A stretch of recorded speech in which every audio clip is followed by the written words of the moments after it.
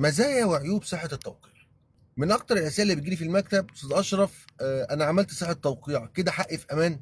الإجابة على السؤال ده هو حقك في أمان، بس أمان ناقص شوية.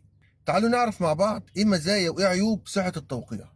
أول حاجة مزايا صحة التوقيع: سرعة الإجراءات، رخيصة بنخلصها بسرعة. تاني حاجة أمان من الجحد.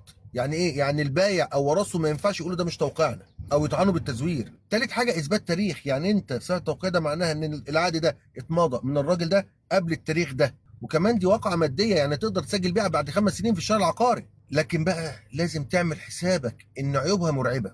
أول عيب: ما بتنقلش ملكية. القاضي هنا ملوش دعوة أنت اشتريت إيه ولا بعت إيه، له دعوة بس الراجل ده مضى على العقد ده ولا لا. ما بتمنعش البائع انه يبيع مره واثنين وثلاثه، ممكن يبيع مره واثنين وثلاثه والثلاثه يعملوا صحه توقيع، ايه المشكله؟ ما بتتثبتش في السجلات، يعني ما بتظهرش في كشف التحديد.